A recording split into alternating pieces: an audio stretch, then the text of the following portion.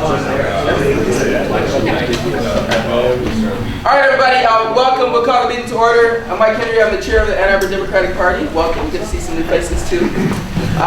We've got an awesome program today, and people will trickle in. It's a beautiful day, so I'm sure folks stopped at the farmer's market first. Smart move. Smart move. But first off, I just got a few commercials. One, we have a donation basket over there, and that helps us fuel our fruit and bagels and coffee and juice and lovely snacks. So if you're so inclined, please donate to that. Let's thank Tracy Vandenberg, Nora Wright, and Hetty Briggs for bringing breakfast today. Thank you very much. We've got a raffle also that JD typically runs, and he'll hopefully our president for the Mighty Young Dems will show up and he can help too. But if you want to participate in our 50-50 raffle, that also helps fund the rental of the facility.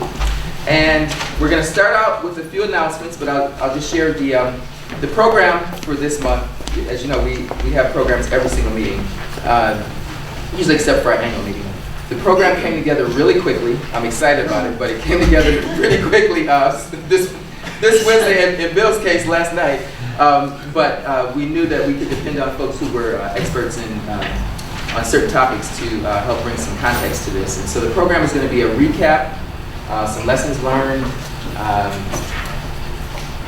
and a couple of analyses about the Michigan presidential primary and how we can move forward unified and make sure that we stand against Republican policies and candidates and crazy rhetoric.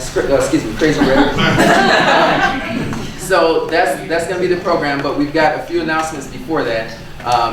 In that program, we have three awesome panelists. We have our Congresswoman Debbie Dingell, we have our veteran campaign manager Alex Yerkey, and our data expert and Washtenaw Dems precinct organizing co-chair Bill Worzel. So those will be our three panelists. But before that, we'll do some announcements. Hetty Briggs has a couple announcements. Actually, this is a nice segue to what we're doing at in combination of 12th Washtenaw and at Arbor. We'll have a unity meeting next Saturday at IBEW, which is really going to be, you can hear from each campaign very briefly and really about moving forward as a unified Michigan and what we need to do because we don't know who's going to be the nominees and what we need to do and how to move forward regardless of which one of our nominees are there.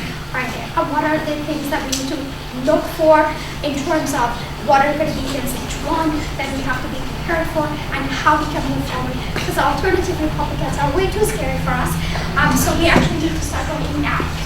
And I think one thing we've learned working much farther out is very helpful in winning campaigns. So on the 19th, IBEW, doors open at 4:30, and at 8, there will be soup and salad and homemade stuff, dinner, free of charge. Please come with your ideas. Please come with your passion, and let's work together. So that's for the next Saturday. Back to you. Thank you, Hetty. All right, awesome. I'll do the chili cook-off announcement. This is our most complicated fundraiser each year, but it's a lot of fun. It requires a whole lot of person power, not just manpower. We definitely need the woman power. And you always need the woman. Indeed, that's true. That's true. Well said. Our chili cook-off is going to be Sunday, May 1st. It's at Hunt Park. It's going to be from 4 to 8 p.m. This happens the same time as the Waterhill Music Festival, and so we have this awesome opportunity to touch probably about 5,000 folks that are just roaming around the Waterhill neighborhood, listening to music on people's porches in their backyards. So it's a good chance for us to register voters. It's a good chance for us to have a lot of visibility, and we engage people in a really, really fun way. It's a lot of work because there are 20 chili entries. There's usually like 5 cornbread and 5 coleslaw entries, and so it's a lot of logistical work. So we need a whole lot of help on this one. And we also have tons of cool music because it is a Waterhill weekend, and so we'll have multiple bands playing. We started this chili cook-off the same year as the Waterhill Music Festival, not knowing the other was doing it. And so before, we used to do it from 2 to 6. People complained that we do it late, but we pushed it back late out of respect for the Waterhill Music Festival so people could participate in that. So Hunt Park, Sunday, May 1st, there's some flyers around. But more importantly, if you want to help us organize that, help volunteer for it, we need people to help us out with the food operations, help us out with placing lawn signs all over the neighborhood, help us out. I mean, there are a ton of ways to help us out with the social media push, voter registration operation, and managing the bands and all the, sound and AV logistical. I just wanted to piggyback on that. For those of you who haven't liked our Facebook page, please like our Facebook page. It's much harder for us because when we communicate through the forum, we have to be friends with the person to invite them to events and to share things. And so when you like the Facebook page, then you get to see every wonderful post we put. And if you need anything posted, you can contact me, you can contact Mike, and you can also directly message the Facebook page itself. Go ahead. In terms of the chili cook-off, I'm going to be managing the audio-video stuff and the bands, and we'll need some grunts to help me. So if anyone wants to volunteer helping push things around, that would be much appreciated. Not grunts, but let's call them non-union labor sound techs. You can't be union, but we're not going to pay union wages. So we're hoping you're going to volunteer. So you're saying scabs? Yeah. Well, they're not going to, no, nobody's going to contact I prefer grunt. All right. Let's just say community volunteers. We won't go union or not union, all right, so we've got a few announcements. Let me recognize our elected officials who are here right now. We've got Jack Eaton from 2nd Ward City Council, Ann Arbor City Council. Hey, Jack. Sorry, 4th Ward, excuse me. And I know this. I know these things. I haven't moved since last meeting. We also have State Representative Jeff Irwin. We have Congresswoman Debbie Dingell in the back, who's going to be on. We also have a member of the DDA, Sandy Smith. Downtown Development Authority. I haven't missed anybody, right? Awesome. I didn't screw that up. All right. We also have some candidates in the house, and so why don't we start out with a candidate for City Council. You have an announcement for us? Yeah. Jason Frenzel, come on up. Jason. Hello. For those of you who don't know me, my name is Jason Frenzel. I'm running for 1st Ward, just announced yesterday. I've been living in the ward for 15 years. I worked for the City of Ann Arbor's Parks Department for 10 years, and now I work for the Watershed Council. My professional work is engaging citizens to do more activism, more work through volunteer management. So my real crux is getting more people engaged, increasing the pie, that sort of stuff, getting more people involved in whatever it is. And I look forward to working with you guys as much as I possibly can. I love more voices. I love diversity of voices. I love the more input, the better, because that's how our community gets stronger. And I strongly, strongly believe that that's why we are a strong, effective community. Awesome. Do you have a website and stuff yet? Or? I have a Facebook. Facebook. All right. So Jason Frenzel. Okay. Sorry, Jason. You want to spell it? Frenzel. Thanks, Jason. All right. We've got another candidate. I'm going to give him a second to catch his breath because I saw him just walk in. And so I'll do this announcement first. He's always ready? All right. So another candidate, candidate for County Commission, Jason Morgan. Hi, I'm Jason Morgan. I think most of you know me. Apologies for being late. I had to take my cats to the vet, so that's important. So I'm running for Washtenaw County Commission because I've been a lifelong Democrat. I'm passionate about the values we have here in Washtenaw County. And most importantly, I believe our local government has the ability to change people's lives. I know that our government has the ability to help people. And we've seen this more and more recently.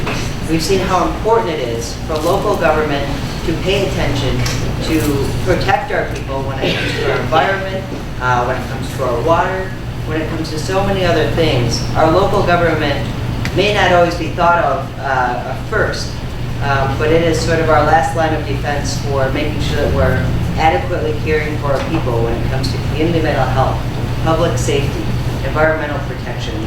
These are all things that we value here, and we're so fortunate in Ann Arbor and Washtenaw County to have really good government officials, really great elected officials like Congresswoman Dingell and Jason Frenzel, and our city council members like Jack Eaton. We have people who truly care and really value what we have here. My hope is to continue that, to represent the residents of the 8th District of Washtenaw County, to listen to you and to be your advocate. So that's why I'm running. Thank you. Thanks, Jason. All right, so we have another elected official who just walked in, Yusuf Rabi from the County Commission. Hey, Yusuf, you want to come on out? Yeah, sure.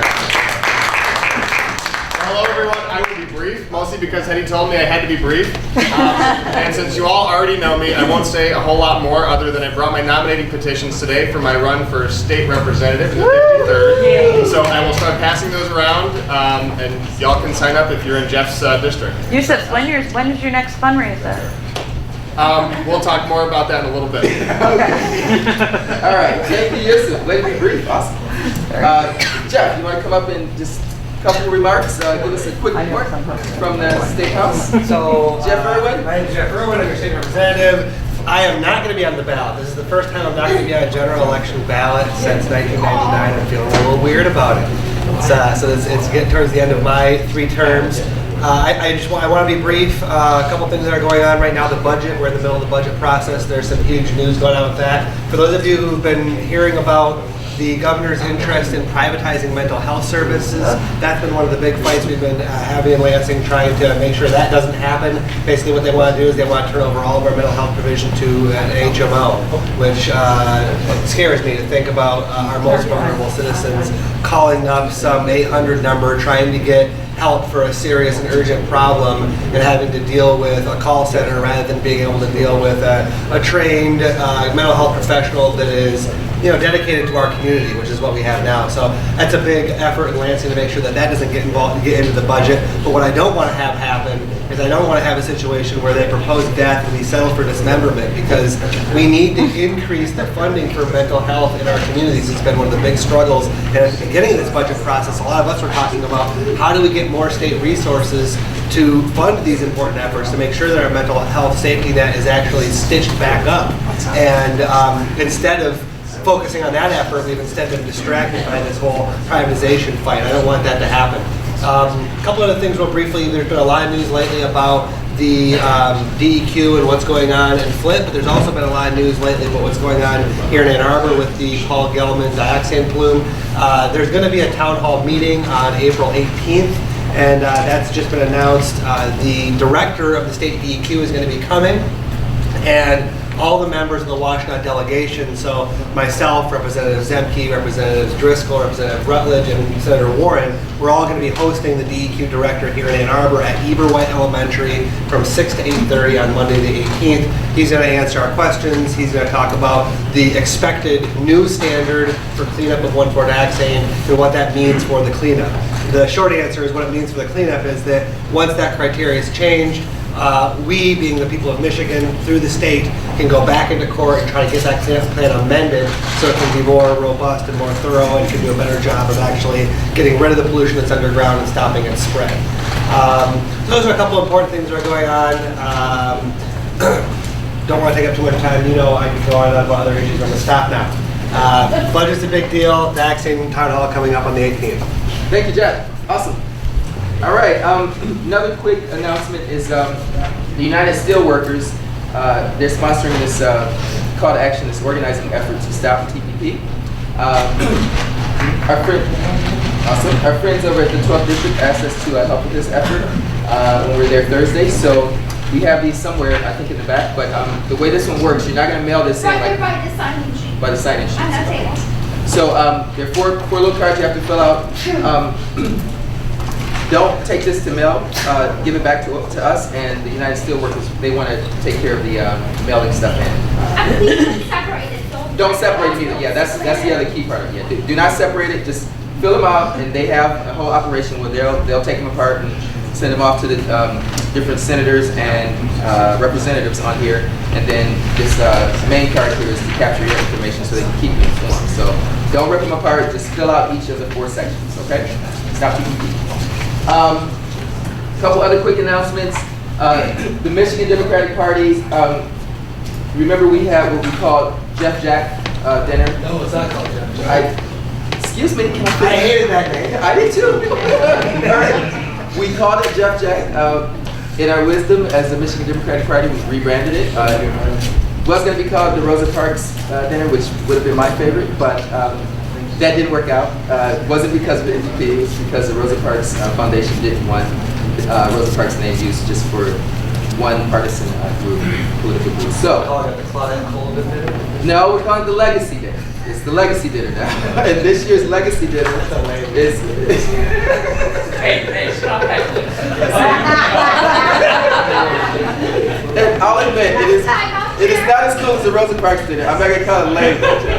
So at any rate, the Legacy Dinner weekend is Saturday, April the 30th. So put that on your schedules. We don't have any paper to pass out for it, but what I'm going to try to do is get something like electronic from the NDP so it goes out. That Saturday is always a really busy Saturday. I know you've seen many of those NDP with Jeff Jack weekends. The Women's Caucus has a lunch that they do. It usually starts at about 10 a.m., I think, goes till about 2. And that's an event that we like to have Ann Arbor well represented at. Then the Youth Caucus also does a reception that usually starts around 2:30 and goes until about 4:30. And then the big dinner usually starts around 5. And that goes till whenever, depending on who speaks. You know, if it's like Bill Clinton or like Joe Biden, it may go until midnight. But, and afterward, we usually have something social. The laborers oftentimes sponsor an after party in the lobby. This year, I did tell our Chief Operating Officer, LaVora Barnes, that Ann Arbor would like to participate in sponsoring something cool. And so we're thinking of partnering with the Progressive Caucus, the Justice Caucus, some other like more liberals to do something really fun. And so I want the progressives to kind of have a space at the NDP Legacy Weekend. So we'll see how that comes together. They seem to be open for it. They did reserve a space for us after the dinner to do something cool. So we might have some Ann Arbor bands, some Detroit bands play, and we'll do something really cool. So that if people also, you know, it's a pretty expensive dinner. It's like $175. So even if you don't want to go to the dinner, you can plan on coming after the dinner to hang out, you know, with the MDP folks at the, I don't know, Ann Arbor / everybody else event. So, yeah, Harvey. Date again? Saturday, April the 30th. And it's all day, basically, depending on how much of it you want to go to. So I know many of us end up staying over because we're exhausted afterward. Jason and Yusuf oftentimes take us around downtown Detroit. We just like, you know, ball out and party all night. But all right, I know you're running for office. I shouldn't tell people. We'll keep you young. All right. Well, they'll keep you young. So it's gonna be a really cool weekend. So I hope you guys will consider putting that on your schedule and coming out for that. All right. So I think that's it for those announcements. Any other announcements that I missed? What did I miss, Linda? Nothing? Okay. Any other announcements? You want to do an announcement before you speak on the panel? Because you're speaking on our panel today. Yes, I know. Okay. And I know it's a nice day out for people that want to stay here forever. That's true. All right, I'll shut up. I'll shut up. I get when you have to shut up. That is. That's smooth, too. I'm Howard B. Summers. I'm a precinct delegate in SIO 8. I said to Mike we should thank the voters of Washtenaw County for passing the 911 millage renewal on Tuesday. Not only passing it, but I think it was 75% in favor. But as I was sitting here, I was thinking that we shouldn't get complacent about the willingness of Washtenaw County voters to support millages. And I wonder, perhaps at the April meeting, whether we should see if there's something we could be doing about the May millage on special education. And so I stood at my poll for 6 hours, and I had a handout, shamelessly copied from Ryan Stanton's article on the 911 renewal. And I was struck by the pretty significant number of people who had no idea that it was on the ballot. So May, another millage. I think it's a really solid millage to support. I wonder if we as a party could be doing something. Thanks. well, to your point, we could do a resolution supporting it. So if you pin something, and I think we all trust you to write good resolutions, then we can float that out for consideration for next month. Or if you want to deal with it today. No. Okay. I'm thinking we're activists. We should be out talking about these things. The resolution I'll do, but again, I just want people to not underestimate the fact that a lot of voters don't know. Yeah. I was with Superintendent Swift Monday for NAACP meeting, and she did say that they were pulling together an educational piece. I know that the school districts have some challenges now related to educating the public on things like that, but we're already within 60 days. Right.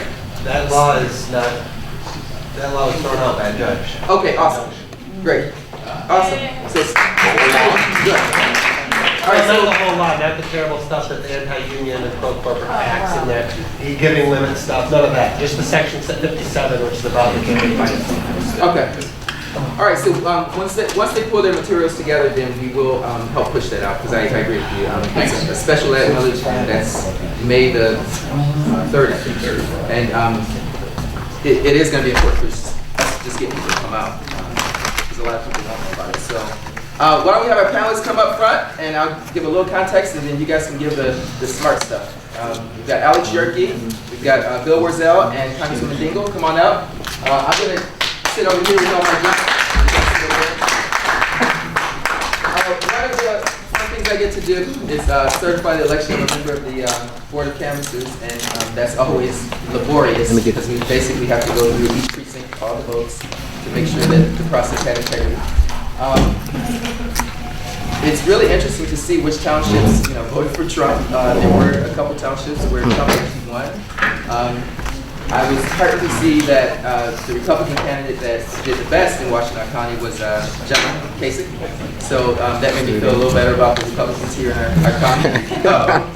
But it was really interesting to see the breakdowns between Bernie and Hillary for the county and different townships, and how people did in rural areas versus the dense city areas. And so these three speakers are going to bring some context to it. The main thing that I think all four of us agree, is how do we move forward after we get all this context? Good luck, what lessons that we learned? What's going to happen in the future for keeping the Clinton-Sanders coalition together, regardless of which one of them wins?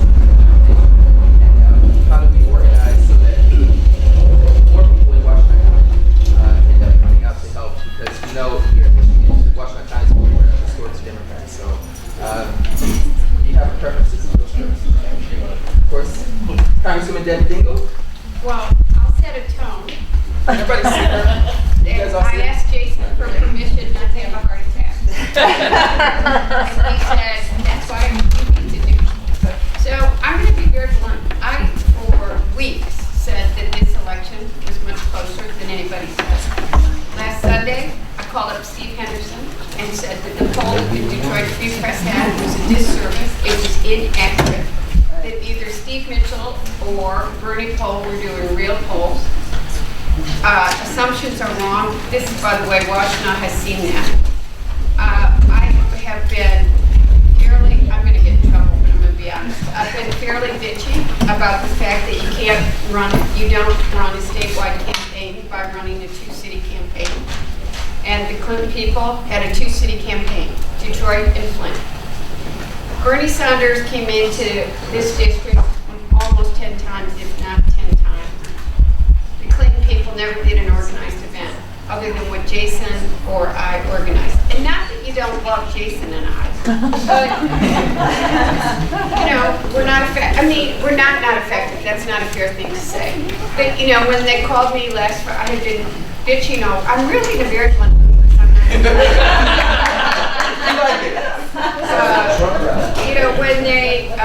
But we got to talk about that when we do talk about that in a minute. They called me last Friday and said, would you take Bill Clinton grocery shopping? I said, that's a joke, right? And I said, can I take him to the Arbor's farmer market? That's too far.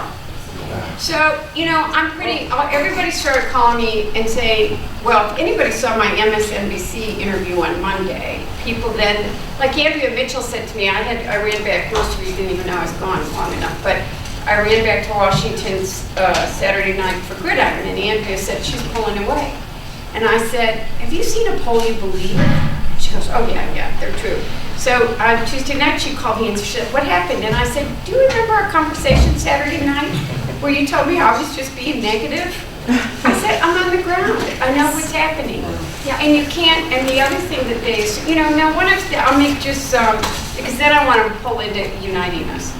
But some of you will remember the very famous 2002 election when the Dingells came over to this part of town, and there were polls that showed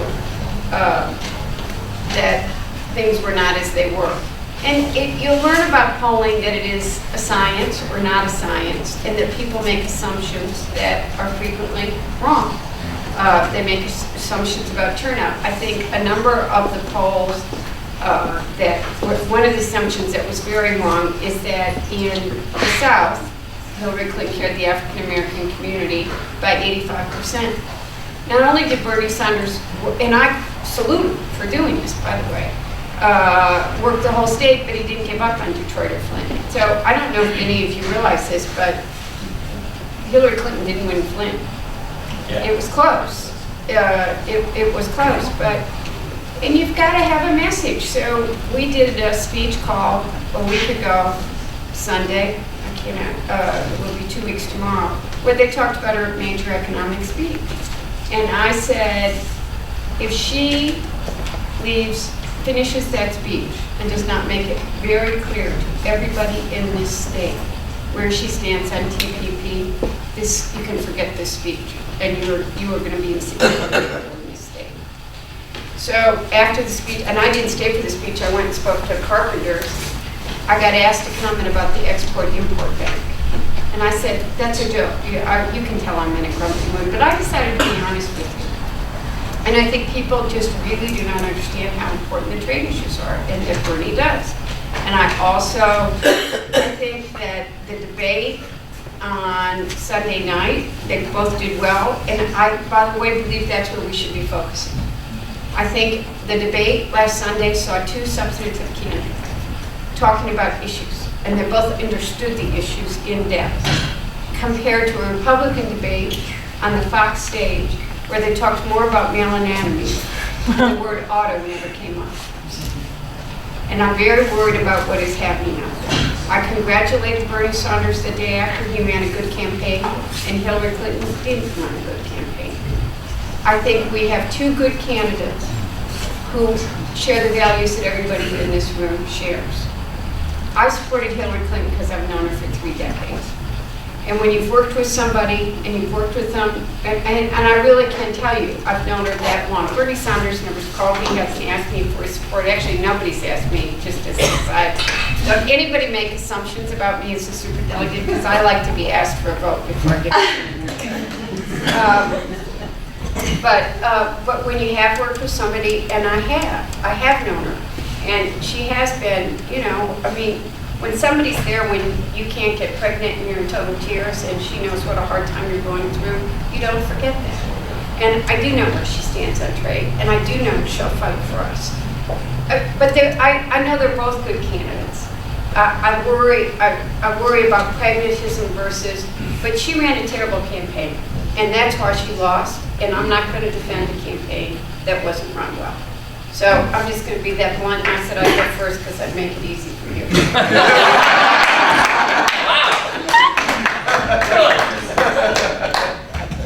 Okay. But we all do have to pull together. Can you comment for a second? I agree, and anecdotally, last weekend, I'm a strong Clinton supporter, but last weekend I was doing calling, and when I drove home that night, I looked out my door, and there was this amazing Sanders door hanger. And I thought to myself, oh my God, it was really well done. You know, it really mapped where he was going. And I flashed back to 2008, and I said, you know, I don't remember a door hanger in 2008. In the primary, during the election, yes.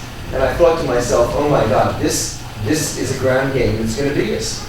One And of the things- I you know, that was, for me, I thought, oh, yeah, after I just spent 3 hours calling for Clinton, and I saw somebody who had actually mobilized people to get out into my neighborhood and put door hangers. It wasn't me, I didn't put that door. I'm sorry. And who were you calling? Were you calling Ann Arbor or were you calling Detroit or Flint? No, I was calling Ann Arbor. Oh, that's good. I didn't know we got that. That is good, actually, that's really good. Yeah, but that was the night before. But most, Just saying.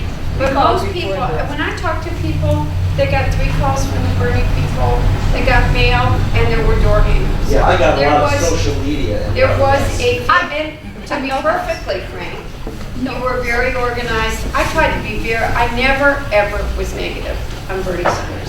Because I don't think that's a way for us to go. I think we really do have to pull together, and I'm going to say that to you all very seriously in the direction this goes.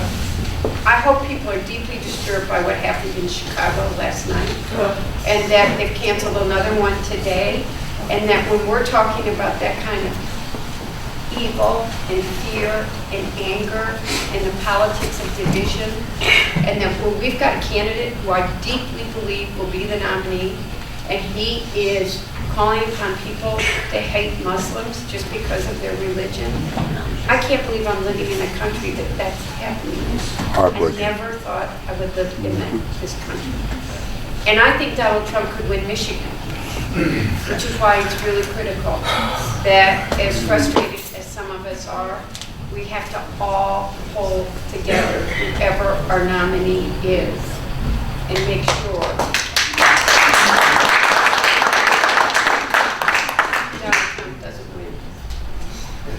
I guess the question I have is I also supported Hillary, and we phoned a couple weeks before that too, in addition to last weekend. But I agree with you 100%, Debbie. It's a terrible campaign. And the thing of it is, though, that these days, Brandon Circus, going all the way back to the Roman times, they have won. And, you know, I knew Bernie was in it when, you know, the people were circling around eastern Michigan to get into that rally. I knew he had it then, because anybody that knew enough to get the Washtenaw votes, I mean, we're one of the biggest votes in the whole state. I said, oops, he's got it. How can we get a little more circus going on Hillary's side? People surely aren't paying attention to the issues. They're paying attention to the emotion and what do we want. And Bernie certainly tells us what we want, and he's right. We want need to that. tap into that passion. Young people are excited. We have to find a way to keep them engaged. We have to respect what we've seen, and we got to tap into that to make sure we have that passion in the fall. So now there's a full Q&A that we're going to do afterward, but if it's specific, I mean, you know, our meetings are very, you know, free form, so go ahead. I wanted to ask the Congresswoman, but the entire panel as well, what you guys think we can do here in Washtenaw County to counter the Islamophobia that's been really frighteningly blatant in the debates for the Republicans. Is there anything more we can do besides acknowledging it? I think we have to acknowledge it. I think we have to push back where we can. I have been very strong wherever I go. I've talked about it on Flashpoint tomorrow. I talk about it. I mean, I think we need to, wherever it's appropriate, talk about how we can't target people and not be afraid to stand up for it. You know, one thing that Bernie Sanders did do is he directly spoke to Muslim communities and met with them. And I think we can do that, you know, just as Democrats, and maybe we should, as part of our outreach effort, really focus on that piece of it. Latino. Yeah, well, whole program. We can get someone from the mosque to come in. Let me just remind folks that just a few weeks ago, the Washtenaw County Democratic Party had a panel on minorities that included, you know, Muslim woman there, was very articulate, very good in presenting things we need to do. The whole panel was an excellent panel. And I think we need to follow up on the sorts of things. I agree. Yeah, the follow through. And we can't have them come here. We need to go to them. There, I agree. Yes. They are already doing enough. Yep. Yeah.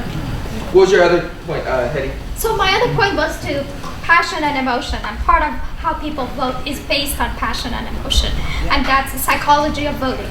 And the passion and emotions are needed when you're exhausted and you have locked doors for 3 hours, and you just want to go and chill. You want to get back on social media and start working. That is what drives people, and we need to capture that. You're absolutely right. We need to make sure whoever our candidate is, that people are passionate, energized, and moving forward.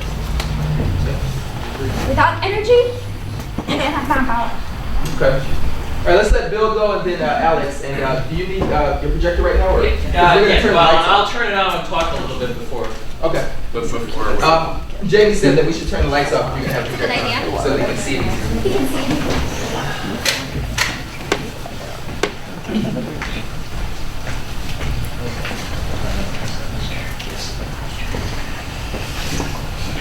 So Bill Worzel, while he's doing that, I'll try to fill in some time here.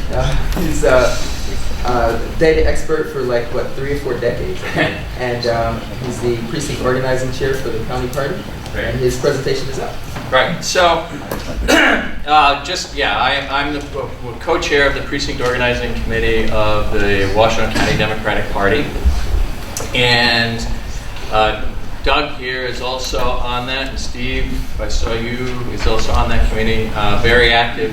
What our goal is to essentially turn out the vote, get out the vote for the Democratic Party in Washtenaw County. And in past years, there's been things going on where we turn out the vote, the election ends, we end. We go to sleep for 1.5 years or something like that. This year, we're determined to not only start now and be working on issues and groups and people like we've just been talking about, but to continue after the election, so that we're talking to people, we're helping communicate with the elected office holders, we're hearing from them and what they need help with in their communities. So there's a dialogue going on. So that's just by way of background. Now, I've been asked to talk about some of the data, and I've had a little bit of time to look at the data. Washtenaw, we have an amazing group of people up at the clerk's office in Washtenaw County, and they have done a tremendous job of making information. Just, you want to be a precinct delegate, go to their webpage. They'll tell you exactly what you need to do it. We had a forum on becoming a precinct delegate last week. You want to look at the last election or previous elections in Washtenaw County, they've got the data. They're starting to do more and more to do mapping.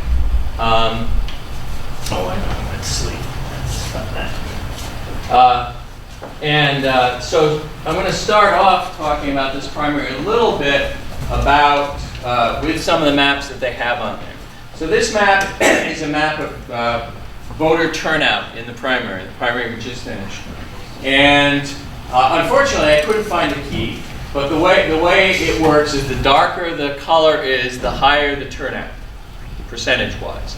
And that's kind of interesting, because a lot of the out counties had higher turnouts than some of Ann Arbor. Okay? And that's one of the things that we are trying to actively change. It's fine. If you live in Jeff's district, he's going to be elected, or whoever succeeds him is going to be elected almost, if nobody comes out to vote, a very small number comes out, because it's been gerrymandered to do that. So there's a soft expectation in the gerrymandering. Not only does it allow them to have districts, the control of the House and the Senate in Michigan, but it also allows them to drive down the vote, because what's the point? My guy's going to get elected, or woman is going to get elected. Why should I vote? And so we see in very strong Democratic parts, like in eastern Washtenaw, in the east side of Ann Arbor, we see low voter turnout, and we saw it again in the primary.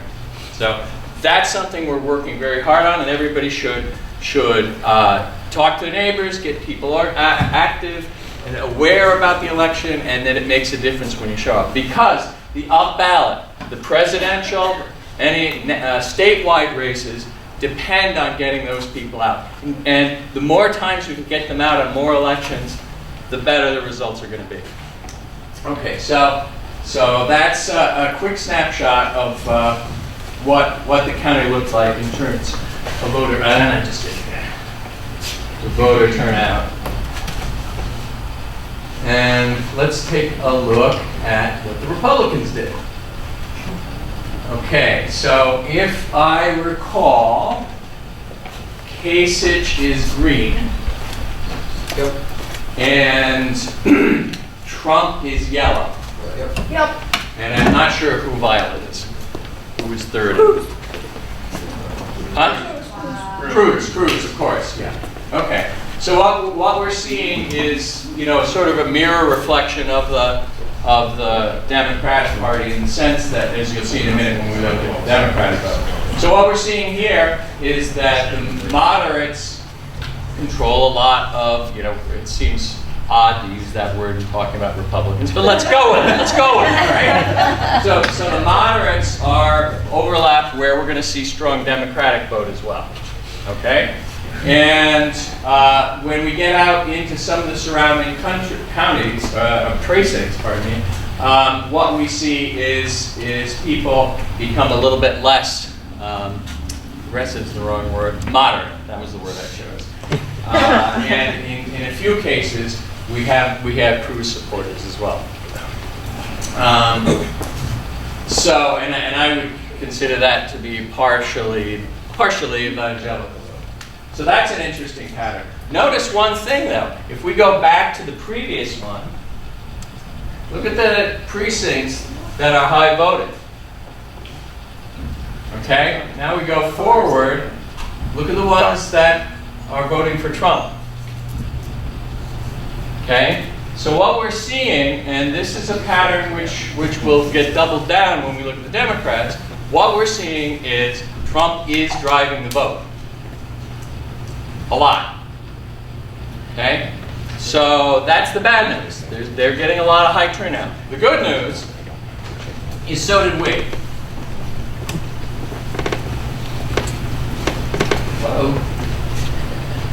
It's just taking time. Okay. So Bernie is the blue, Hillary is the salmon color. I don't know what to call that color. Anyway, my wife is an artist. My wife is an artist, so I get schooled in this all the time. Yeah. So what we're again seeing is those out precincts are turning out to vote for Bernie, and they're turning out big numbers. And that's what drove that up. I think that's an interesting take. I think there's something interesting it says about the electorate. And that people are activated to come out and try and get different solutions. Okay? Now, I'm not saying that Hillary's a bad candidate, but I'm saying that that is a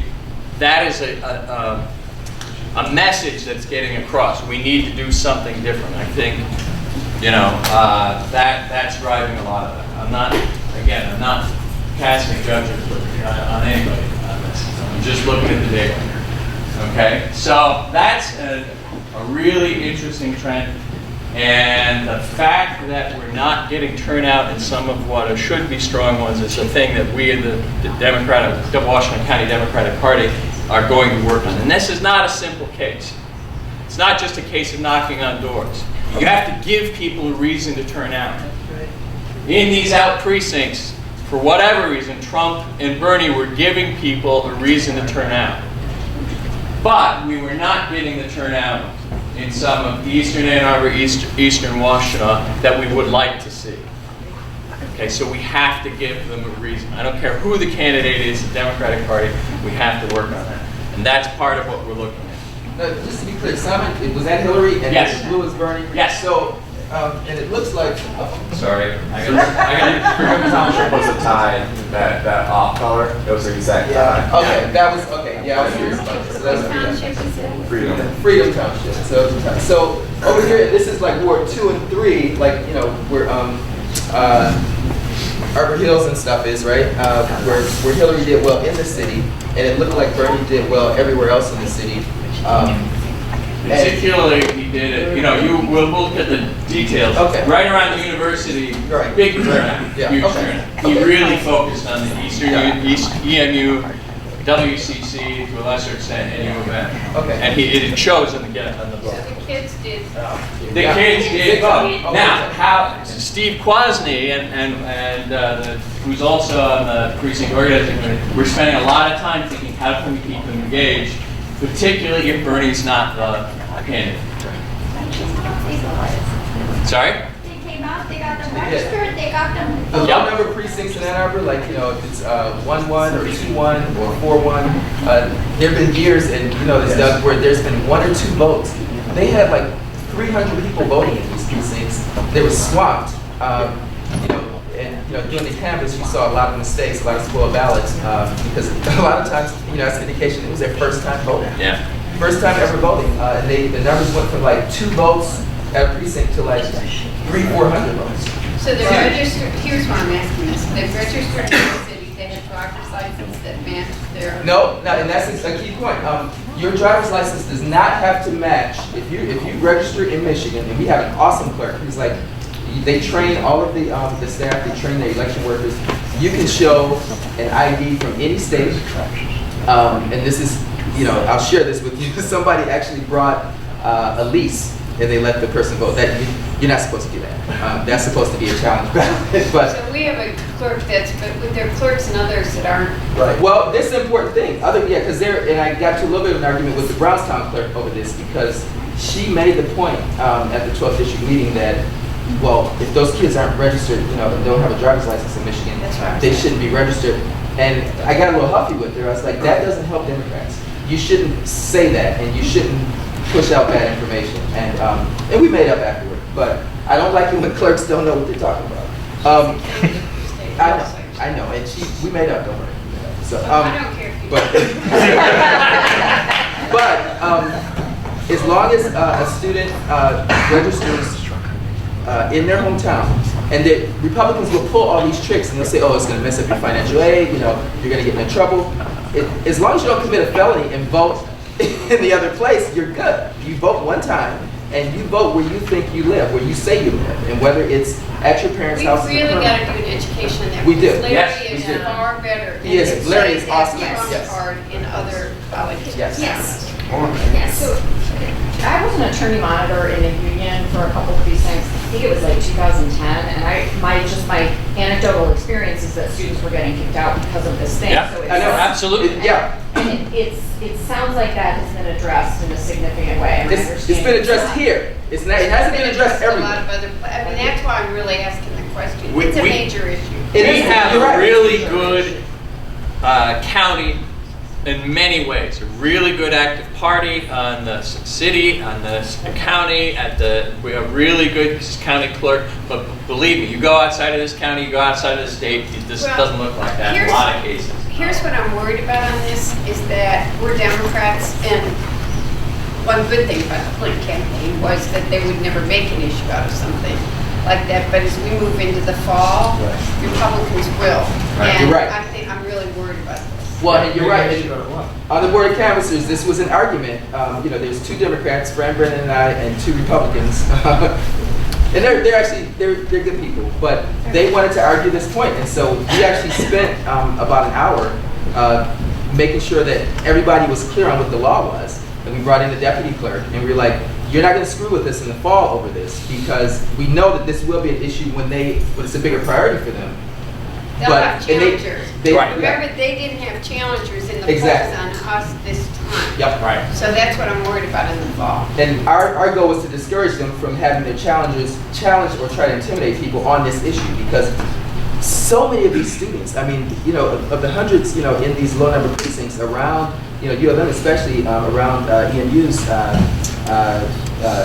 campus, you know, you saw in the notes, in the remarks from the election workers, they brought in a Wisconsin ID, they brought in, you know, a California ID, you know, they brought in some other ID, and it was good. It was totally fine to do that. And in fact, you don't even have to bring in an ID, and you can still vote. And you should be able to fill out an affidavit and it not be a challenge ballot. It actually gets counted with the regular ballots. So unless there's a recall, But you then have we to go. have ID that proves you are a resident here. No. You have to have an ID to prove who you are, and you sign an affidavit for, yes, I'm registered here. Right. So, You kind of got to what I want clarification. I think that sometimes, especially the folks who haven't voted, tell me if I'm incorrect, but like I said, you can put in, you can vote. Yeah. You can't be denied that. Right. As long as you prove who you are and say you live. Right, and I think that needs to be emphasized. So, for a question, about, oh, yeah, this one match, I'm voting. I get You just have to be registered. That's the other. Obviously. That's what you have to do. Right. Yeah, go ahead. One of the issues we found on campus, because we did organizing around the voter reg deadline, and then we also, for GOTV, reminded people where their polling places were and things like that. Speaking for college Democrats at U of M, people don't know they need to register to vote. Students don't need to know they need to register to vote. And they kept saying, oh, I really want to vote for Bernie, but do I have to be registered or something? So I don't know what we, especially as Bernie's nominee, making sure those people vote in the fall and making sure that they need, because they need to know this a month in advance. They need to be thinking about where they're registered to vote. well, not just if Bernie's the nominee, Hillary is too, because they'll be less motivated. We've got to talk about this too. We've got to talk about if she's the nominee, how do we motivate them to make sure that they are registered in advance and then also vote? Maybe, this is an offline discussion, but maybe, Steve, I'd like your feedback here. What if we had one of these panels that we've been putting together, right at the county level here, on campus? And while we're doing it, register people. Because last weekend we had a whole panel on voter suppression. What it is, how it works, and what you can do about it. And it was an absolutely incredible. We had an all-star lineup, including Larry and a number of other people. And so, it got a lot of people, it got a lot of attention, but doing it actually on campus might be a good thing. I don't know. Just a quick thought. A lot of times when students ask me whether, should I register to vote here on campus or, should I try to get an absentee ballot and go back home? Usually what I say to folks is, according to the Census Bureau, you are a resident of Ann Arbor, as somebody who lives here for at least 8 months out of the year. And so to me, that's like a definitive way of saying, there's no question you should be registered to vote here. This is where your residency is, according to the federal government. Done. That's a good point. That's a good way to make it. Yeah, Steve? So I fully support an idea of having panels on campuses because you have to go to where they're at. A lot of people, when they talk about driving up from London, they'll be like, oh, let's have a panel here and hope language will come. There's a whole different set of priorities for especially college students, especially this early on a Saturday morning. Like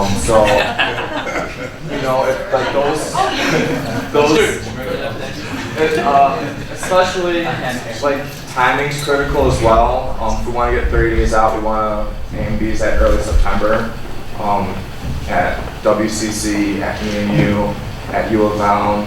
And to segue about the ground game at EMU, I want to make sure everyone in this room is clear, is that there is no physical polling location on EMU's campus. Our ground game was an absolute nightmare because we'd have to tell students living anywhere on campus, you either have to go on the far west side of town or the far east side of town to go vote. There needs to be a polling location on campus. If you see or talk to any IPSI official or anyone with relevance on EMU's campus, give them a friendly nudge and tell them there needs to be a polling location. And before we go today, I would like us to vote on a resolution on this. He sent it to me and it didn't get out in the email in time. So it means it needs 4/5 to pass here, but I think we can get it. So I'll read it after this panel. But yeah. Okay. So this is the nice visual stuff, but number geeks like to get into numbers. Before I do that, I just want to point out these are just some places that you can go on eWashtenaw. This is the county clerk. So this is the overall numbers, both ballots cast, registered voters, turnout was about 40%, which is for a primary really high. It's like twice what we would expect.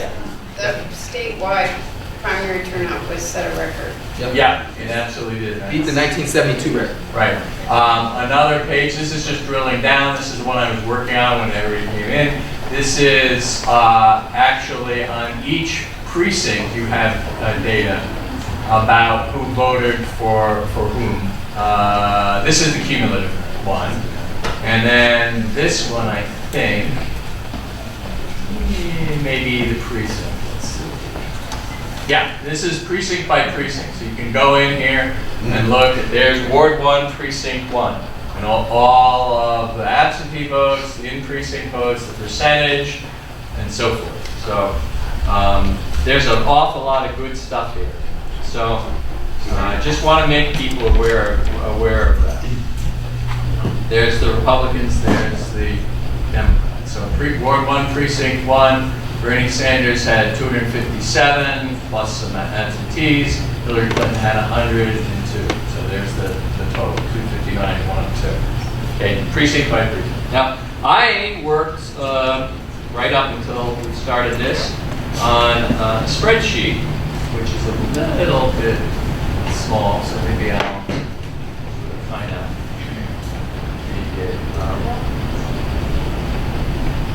Maybe.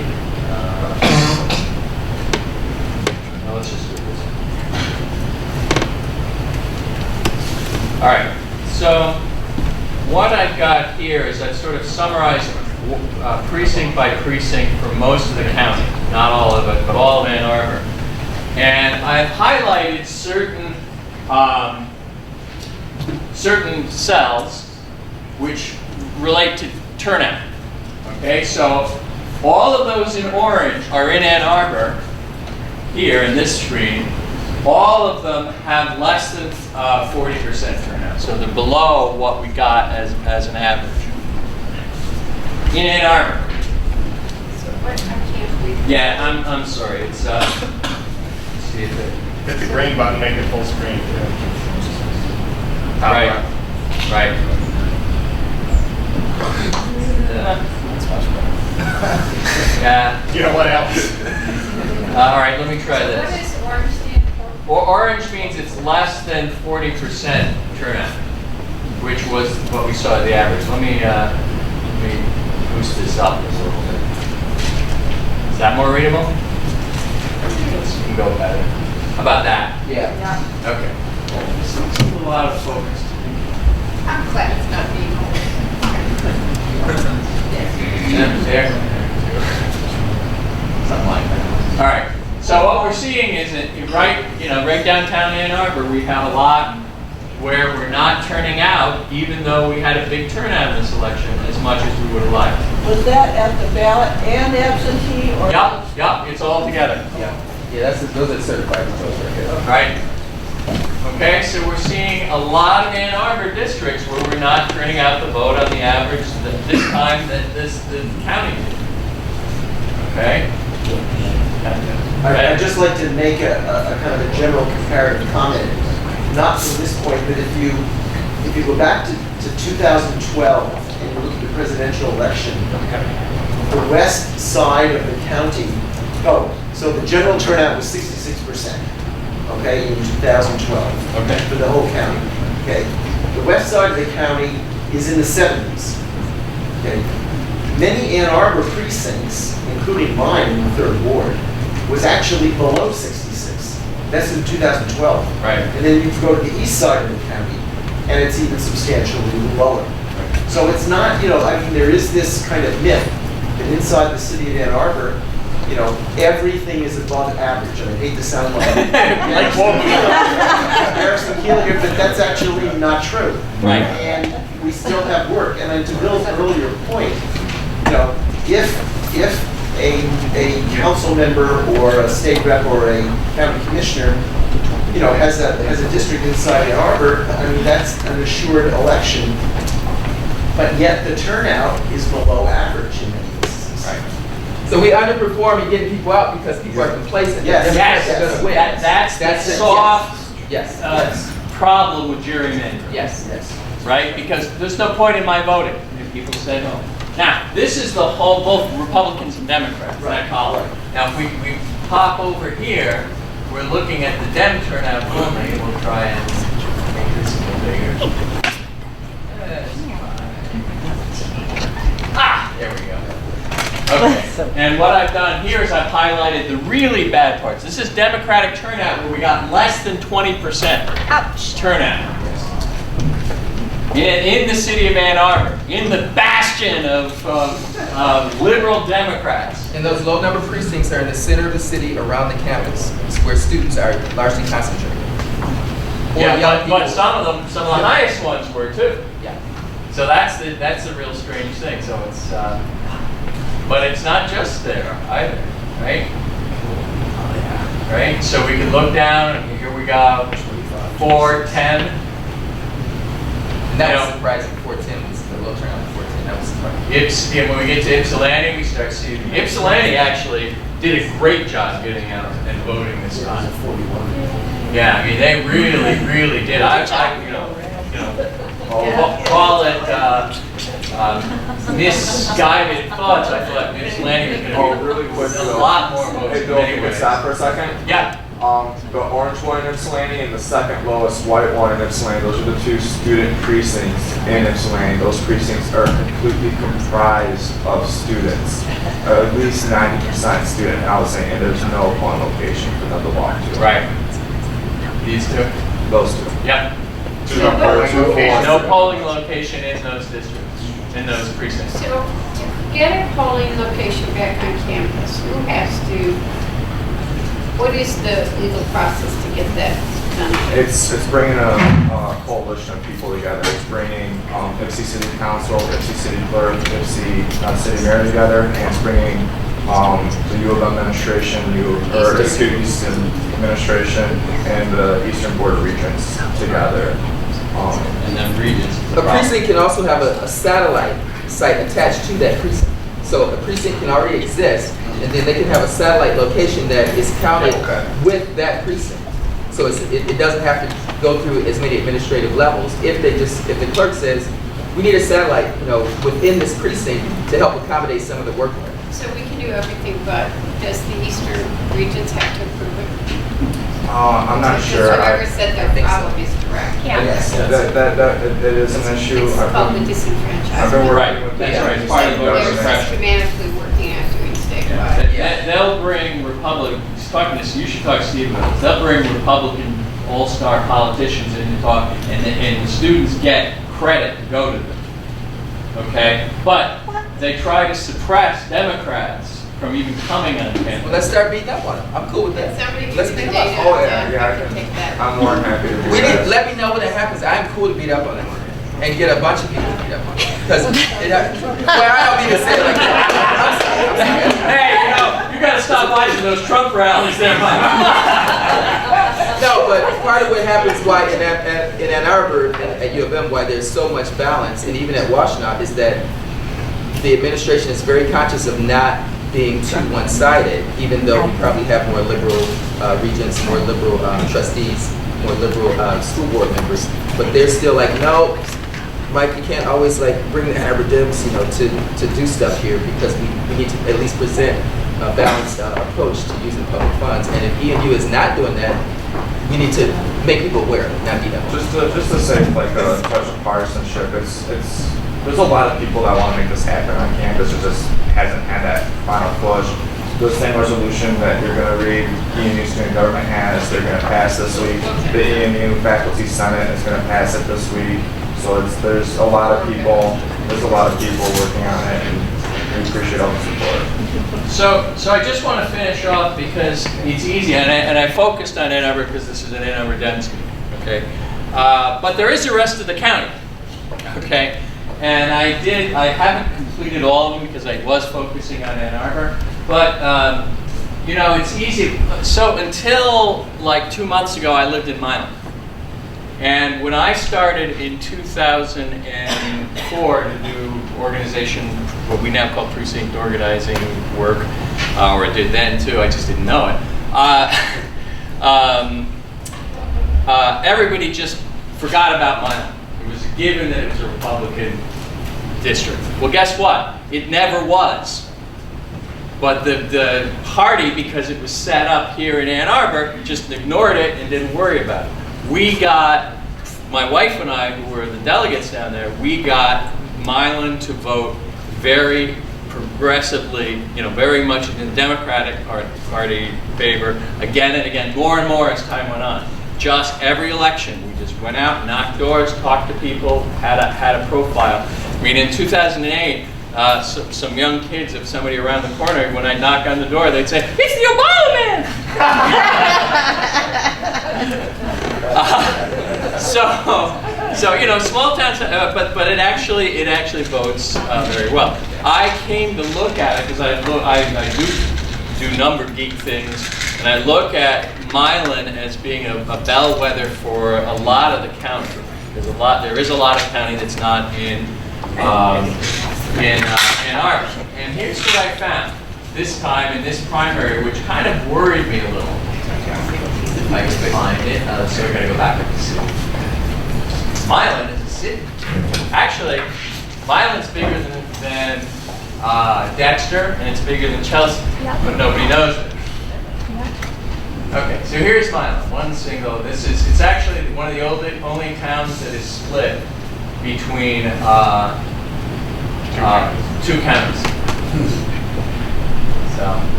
So here's the thing. We got a good, healthy turnout overall of 42.77, and it was pretty closely split between Democrats and Republicans, and that ends up being shown that I don't have this particular number here somewhere.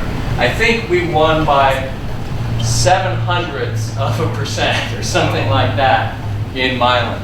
And what that says to me, given all the work that we've done before we moved up here to Ann Arbor, what it says to me is that town on the Republican side is much more activated this year than they have been in the past several election cycles. Okay, so I think this is going to be a lot closer election in the general than the people are thinking. If Trump gets the nomination, that'll be it. We'll win in a landslide. I think if we think like that, it's a disaster. Yep. Oh, I thought you were saying, No. I think he could win this. I think he could win this. Period. And that's what I'm seeing in these numbers. If I look at there are 3 or 4 other of the out of Ann Arbor, so it's not a stalwart Democratic district or precinct, where you see the same thing, just about split down the middle. And I think that's what we may well see. Of course, we've got a long way to go before the general. That may be what we're going to see. Yeah. I think we might have the same thing nationwide, Agreed. So like I said, we can't take anything for granted. No. Even with that. Remember all the people that don't turn out because they're sure the Democrats are going to win? You can't afford that to happen. Yeah, I mean, I think over the long haul, the way the country is changing demographically benefits us. That's the long haul. Right. But I think in the near term, there are lots and lots of white people who don't vote, who haven't voted, and they're starting. That appears to be different. They're turning out. Well, this is the thing. Go ahead, sir. Go ahead, Tristan. I'm thinking and I don't know what to do about this, so maybe I'm asking you, the polling skewed people in Michigan. I know, multiple people who voted for Kasich because they wanted to bring me, I've never seen anything like it. And I have a lot of friends who aren't political, and they were doing it. They were doing all their strategy. But if a poll comes out nationally and says, the Democrats got it, Trump's too crazy, and then everybody relies on that, but how does that conversation take place? Because that's... Well, here it becomes simpler by saying don't believe polls because of what happened in Michigan. So you just do a credibility check. Okay. Yeah, there is one thing I wanted to mention about polls. In primaries, polls are not good. We don't have months and months of data like we do in the general. Okay, so it should be considered plus or minus 8%. Right. But even then. But even then, we have well, that's a combination of things. So, but this was, I think, Michigan was, really, I think Congresswoman Dingell really nailed it.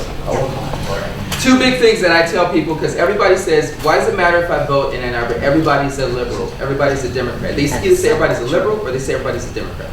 Neither of which are necessarily Neither, true. yes, and those aren't necessarily true at all, because it's a very wealthy town, and Yes. so some people have very conservative values because they don't necessarily want to pay taxes. So what I would say is there are very few Democratic pockets in the state. Ann Arbor is where we run up the score. Yes. And that's a simple message, and they get that. They say, yeah, and then you can tick off some places that are very conservative, but you say Ann Arbor is where we help run up the score and help balance out the rest of the state. And if we don't do that, the state becomes a purple state or maybe even a red state. But it can be a blue state if we do our job and run up the score here. So we can't be complacent. That's right. Yeah, but by the way, one last point that I just put on my hat as the precinct, co-chair of the precinct organizing committee. We are starting to run training for people to do canvassing. We've developed a set of materials. We're continuing to develop them. We're going to put this out and get people trained because a lot of people won't knock. There's nothing better than knocking on doors. There is really nothing better for a campaign. And once you do it for a while, you get to like it. I actually like canvassing and knocking on people's doors. It's fun.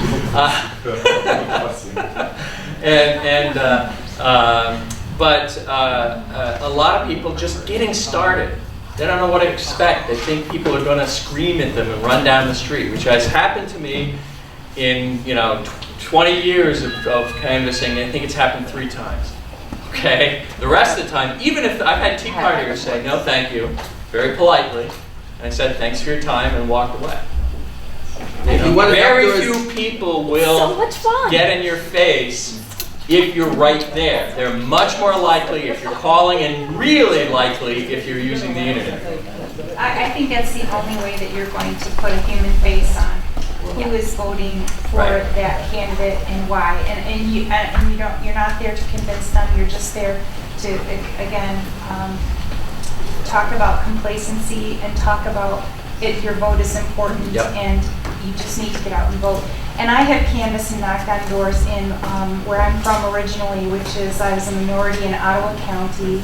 I knocked on doors in Chelsea rurally, and I've called in Ann Arbor. And I have had small town people who I knew look at me shocked and shut the door, or be a closeted Democrat and be too afraid to tell me that they Don't tell my neighbors.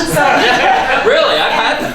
And I think it is scary, but once you do it, you personally get something out of it. Absolutely. And I really think it drives people to vote. It's very empowering when you can talk to anybody and you're fearless about going up to any door. And if anybody is worried about that, go canvass with Hetty or Tracy.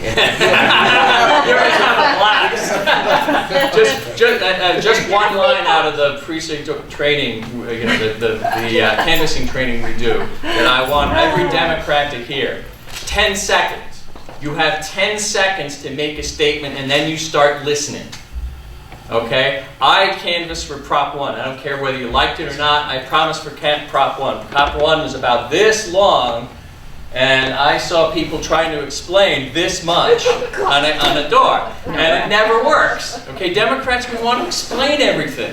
When you're canvassing, 10 seconds. And I could explain Prop 1 in 10 seconds. But then what you're doing is you're going to get questions back. And that's where the rest of all that knowledge and all that information you have needs to go.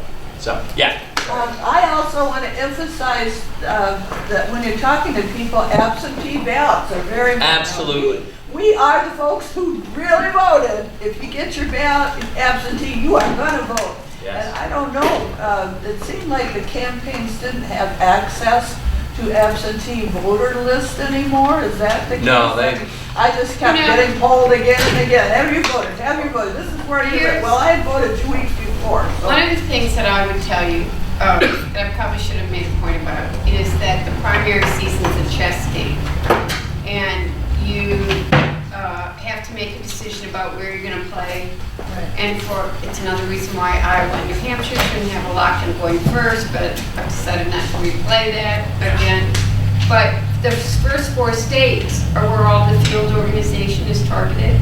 Although we even got some reports from people that South Carolina didn't have the ground game the way they should have.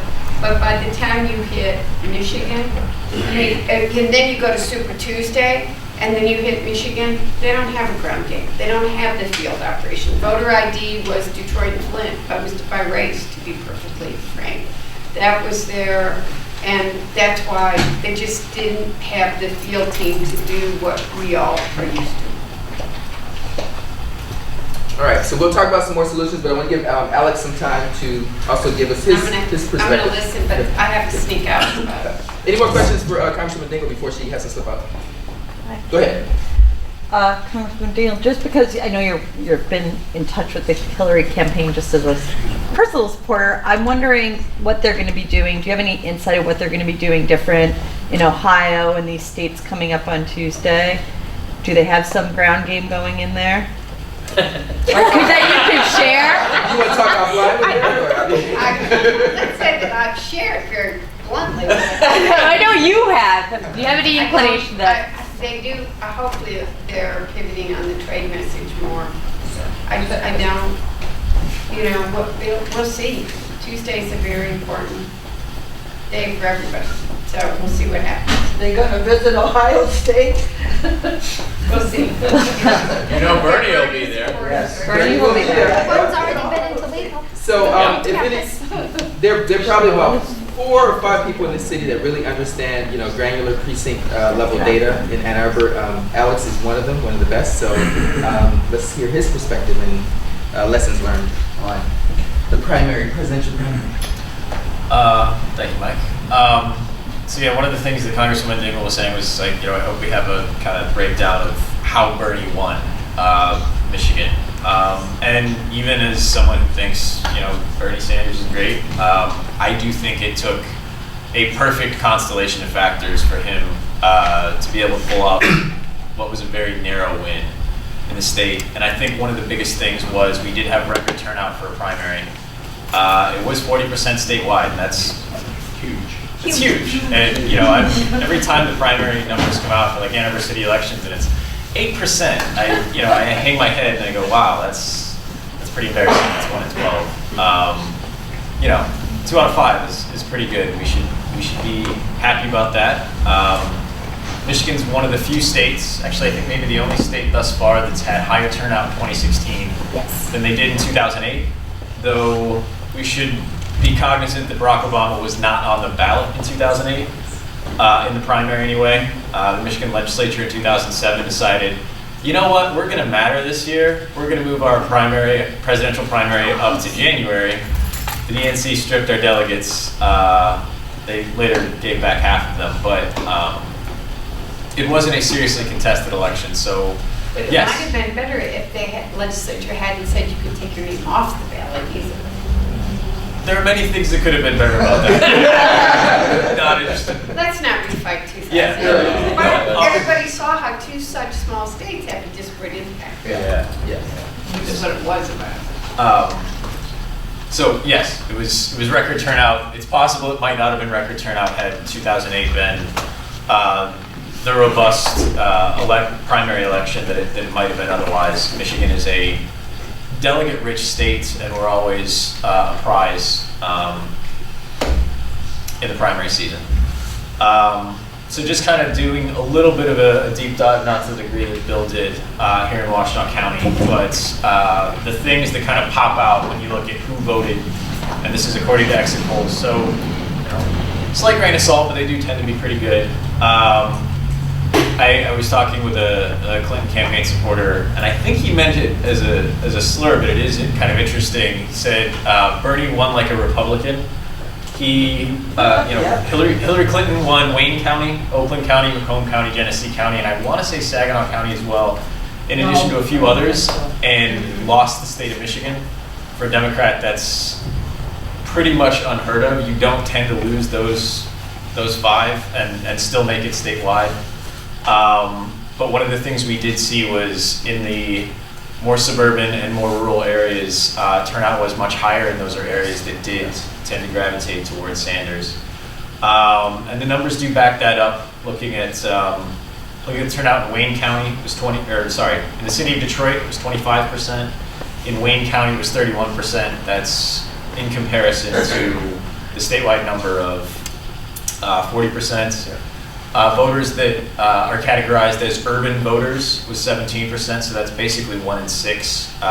You look at a map of the state and where people live, that just isn't where people live. So people in cities did tend to be coming out at a lower rate than people in less dense areas.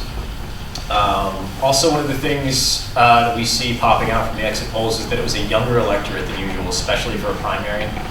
45% of the voters that went to the polls were under the age of 45, and 21% of them were under the age of 30. Anyone who's worked elections, and especially on a primary, knows that typically half to 2/3 of your voters are going to be, or the people who voted recently are going to be 50 and over, 60 and over. So that's a pretty radical revision from what we typically see. And it kind of matches up with that we see in university areas, student-heavy areas. Turnout was higher. I mean, we saw a huge turnout in places like Ann Arbor, East Lansing, Kalamazoo, and accordingly Washtenaw, Ingham, and Kalamazoo counties as well. The other thing that really popped out at me was that 28% of the people who walked into the voting booth, again according to exit polls, were independents, and those voters broke for Sanders by a 71-28 margin. It bears repeating here that Michigan is an open primary. You can be a Democrat, you can be an independent, you can be a Republican, you could be a Libertarian, a Green Party, doesn't matter. You can vote in whichever party you want in Michigan, and I think as we look at the returns come in, we see that that's one of the factors that leads to the Sanders campaign overperforming relative to expectations. So that's kind of just the breakdown of what the electorate looked like and why it might have gone more for Bernie than Hillary. A lot of people say that, I've heard from a lot of people that the Sanders ground game was the linchpin in his victory. Needless to say, the campaigns do not share how many GOTV calls and knocks they do, because you don't share your strategy with your opponent. Anecdotally, I know Sunday morning I got a knock on my door at 10 a.m. from two Sanders canvassers, and I know Jason was hard at work with a Hillary Clinton phone bank, but I think, at least in this area in Washtenaw County, we didn't see as much from the Hillary campaign. There was no canvassing. And I never got a call. No, I never But got. I mean, forget even, we wouldn't have, because we were the 12th, so God forbid Clinton person worked the 12th. But, He did call me to go to Detroit. Detroit. They didn't do doors in Detroit from either. I was actually stunned. I saw Jim Clyburn on Thursday because I was in D.C. for a New York show, and Clyburn was at the meeting and said when he went to Flint the Friday before, he could tell that Hillary was going to lose Flint. That stunned me. That stunned me. That was probably the most startling thing I'd heard all week. Because I do think, I knew she was in trouble when I went into 7 and Tim Kisco, I do respect, was there with Bernie. And I said, because this wouldn't have been as big a story if the polling had been more real. And I said, Bernie, your polling is making tonight a news story. And I knew it was going to be close. I didn't know which way it was going to go, which I think is fair to say Bernie was. I suspect that the Bernie campaign knew it was going to be close. Some people are now telling me he was surprised that he won. But as soon as I heard the Genesee County numbers coming in very early, I knew that this was not good.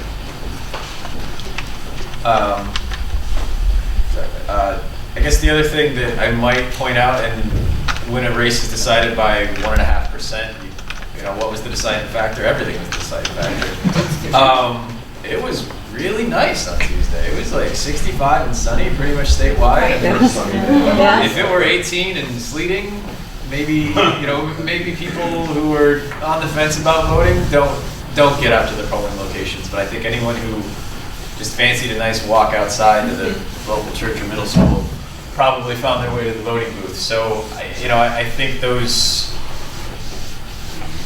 the perhaps less committed folks probably tended to go a little bit more for Bernie than Hillary, or the late deciders anyway. There's also a certain sense that the Clinton campaign didn't seriously contest the state. I think they believed Let me Like- validate that. Confirm. It's gonna get better. I'm just blunt. I mean, Thanks, Debbie. I will ever not tell you guys it's But you better be ready. I know there is a certain sense that when you get polls from the last week that say you're up by an average of 21 points in a state, you probably don't put a whole lot of resources into GOTV because why would you? And you know, I think one of the things that came out of the postmortem in a lot of the articles we read was how did this go from a 21 point polling lead to a 1.5% loss? I was pretty much ran for mayor about Georgia fall. He actually lived here for a while when he was going to school. Can't hear you over this way. James Rice, he was fire chief, retired fire chief in Valdosta, Georgia, and he ran for mayor against the three-term Republican mayor. And in the primary, he won his part of the primary. And then the voting was saying that he was ahead by 21 points over the incumbent three-term Republican mayor. But he told his team, don't believe that. Okay, and true enough, he lost by 50 percentage points. Yeah. Strikingly similar. I mean, most of the articles did kind of speak to, you know, when we talk about polls, we have to remember how polls are conducted, and you know, the first step is you figure out what's the electorate going to look like, and you got to make a lot of assumptions, and usually you have to take a lot of guesses.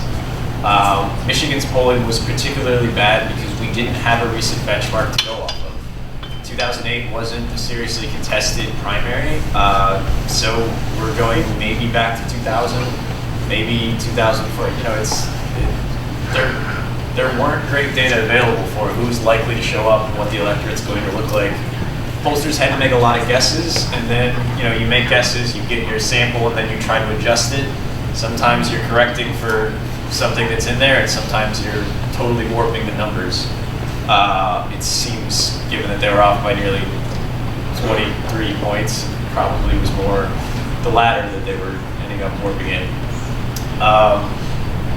Just looking at, you know, relative to the actual turnout that we saw, it looks like the polls that were conducted significantly oversampled women and voters over 60, and undersampled men and voters under 40. Oh, there you go.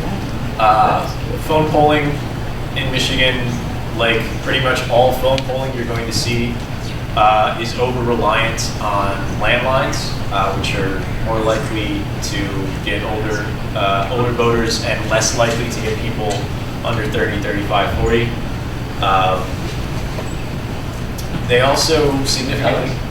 Just one thing, we always hear exactly what you just said, which is that landlines don't work, or are increasingly not working, and when they do, they skew the demographic you're getting. But the truth is that most people don't pick up their cell phone if they don't recognize the number. Yep. So the question is how much longer is it going to be really that worth the effort we're putting in the call? I mean, you know, because I've called the last, in 2014, I called, I don't know, there were times when I called 3 sheets and get 1 response. And maybe that was a hang-up. Yeah, it's a real challenge. I'd argue when you're off by more than 20 points, we're pretty close to a place where it's probably not worth the effort. I would assume 6 digits, maybe 7 digits were spent on trying to conduct these polls, and I don't think we got good value out of that. So, in terms of something that's predictive. Plus, we don't have data for young people. Yeah, it's tough. There's a huge amount of our population. We My don't have generation, data for them. we're sneaky. We don't like to be called. We don't like to be polled. We make ourselves accessible. Constant emails too. Well, plus once you even get the phone call, your poll is as good as the question you're asking, and it's in the way you're asking the question. And a lot of times, But I got these calls, the questions are slanted, so I hang up the phone because you're no longer doing research. And that's why you get wrong. I mean, it's like, I'm like, are you serious right now? Yeah. Dumb. I'm done with you. This is not research. I'm not going to be part of this. And I'm a researcher. So it's very important. When you get those cell numbers and you know their cell numbers, can you send a text with a link? I don't think. The I don't reason why I actually ask is I I used don't to know the work. rules about that. Yeah, I used to work at the Institute for Social Research, and so they're trying to get a demographic that is trying to get a young sample. They only had landlines given a sample, and they had to quickly adjust for the South to do their research to get the respondents that they were looking for. And I think that you're absolutely right.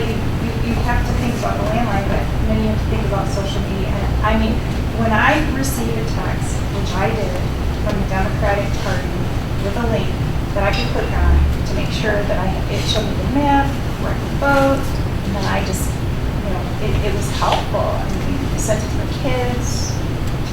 I don't know the rules about what polling outfits can do in terms of cell phones. I know that the rules for what campaigns can do in terms of cell phones versus landlines, and in terms of sending direct text messages or SMS are different between cell phones and landlines. So I don't want to speak to what polling outfits could do, but I do think it's a worthwhile conversation to be having in terms of, why have numbers if they're not going to be predictive, and are there ways to improve those numbers?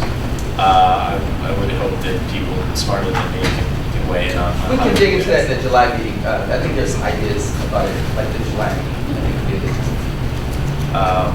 Just a few of the things that I think skewed the polling results in a way to make them less predictive.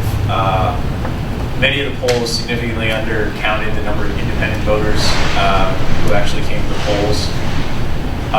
There was no poll that was conducted after the Sunday night debate in Flint, at least not entirely. Congresswoman Dingell seems to think that Secretary Clinton's answers on trade might have hurt her. It's possible that might have been something that was happening, and that we saw play out on Tuesday. According to the exit polls, a lot of the voters who decided within the last week broke for Bernie Sanders by a 7-point margin. Those who had decided before that went for Hillary by a 3-point margin. And I think a couple other things that were kind of issues with the polls. There was a significant underestimation of Bernie Sanders' support among the African American community. According to that, it was 30%. According to the exit polls, it was 30%. Phone polling put it somewhere between 21 and 17% based on which poll you're looking at. And I hesitate to say this because I think it's predominantly anecdotal, but I think Nate Silver said it, so I'm going to go ahead and say it. There seemed to be a decent number of Clinton supporters who thought the race was in the bag and crossed over and voted against Trump. God bless anyone who's willing to stop that madman. So, thank you for doing your civic duty. I think if you guys had known it was going to be as close as you probably would have stayed home on your side of the Democratic ballot. But there were 7% of the Republican primary voters, according to the exit polls, identified as Democrats. That's only 4% of Democratic primary voters who identified as Republicans. So, the crossover mischief makers, I think, were a little bit stronger on the Democratic side, moving over and voting as Republicans. And intuitively, it seems that those were more likely to be Clinton supporters who thought the race was kind of in the bag. The one other thing I'll mention in terms of kind of I kind of briefly touched on that, but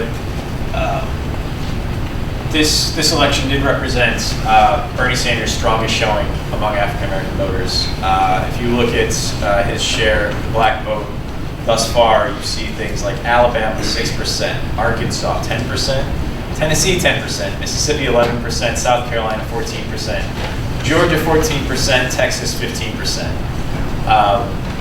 He does not do well with Southern black voters. That's a fact. But you move out west, you see Nevada at 22%. I guess we call Oklahoma the Plains. That's 27%. Michigan at 30%. It does seem to be that there is a difference between the way Southern black voters behave and Northern and Western black voters behave. So I can say that's true at holidays, yes. Sorry. Mike provides the external validation for what the numbers seem to show. I kind of consolidating that into what this means going forward. I do think a lot of people saw Michigan as a test case for can Bernie Sanders at least be semi-competitive among minorities in Rust Belt northern states. He did lose the black vote 65-30, so that's rarely just shy of 2-1. Good for us. But that 2-1 does seem to be his threshold for being competitive in these Rust Belt and Midwest states. So that's we'll see how that goes with the votes in Ohio, Pennsylvania, Illinois. We'll see. It's also unclear whether Michigan gives Bernie Sanders a narrative momentum boost. It's possible. It's unproven. We'll get our first glimpse into did Michigan have a ripple effect this Tuesday with those. It's not Super Tuesday, but it's like the second semi-Super Tuesday.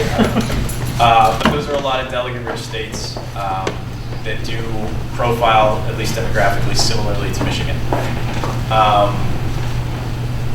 If that's the case, we could see the race a little bit. But moving into delegate math, and as much as it personally pains me to say this, I don't really see a plausible path to Hillary Clinton not getting the nomination just based on the math.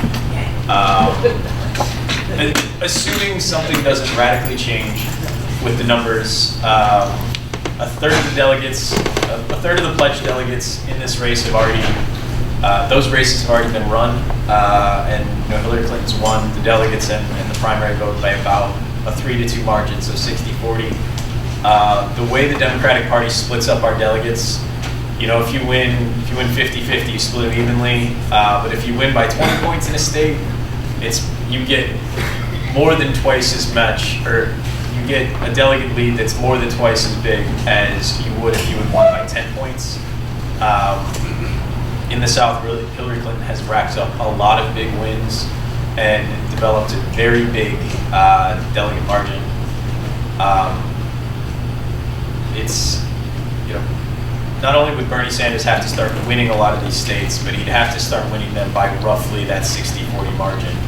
And with Hillary Clinton, I know we just spent like 20 minutes talking about how polls don't matter, but in places like Illinois where Hillary Clinton's polling up 20 points, it's tough to imagine Bernie Sanders turning around to win that 20-40. If he wins it, it'll probably be like Michigan, it'll be narrow, and they'll roughly split the delegates 50-50. I was also just going to say, I think I'll be interested to see also coming up on Tuesday.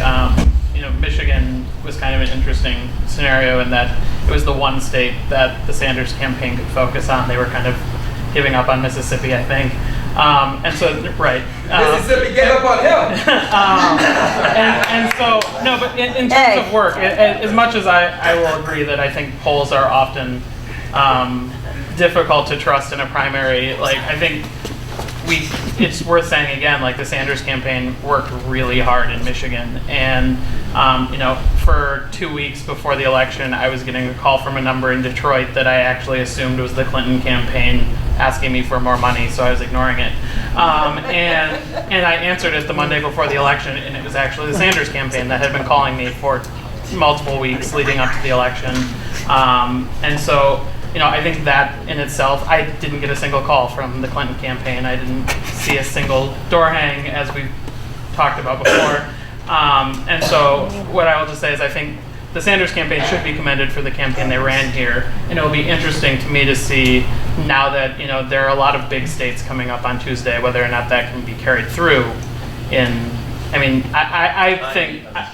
I think the races will be a lot closer than the polls are showing, but whether or not he can continue pulling off even small wins, because there will be a lot of resources spread out. I don't see a path to Bernie Sanders tightening the race with small wins. He needs big wins, and he needs them quick. Right. Well, that's a tough thing to do against Hillary Clinton. He's a formidable candidate. Three more questions. Tracy. Do you have any thoughts on California and New York and what could happen there with Democrats? I think literally anything could happen. I think Secretary Clinton will win New York. Yeah, she's from New York. Probably by a decent margin. Probably 8 to 10 points at a minimum. For every New York, Sanders if he loses, Sanders needs 3 Indianas kind of thing. So Plus New York is close primary, right? Yes, it is. Thank you.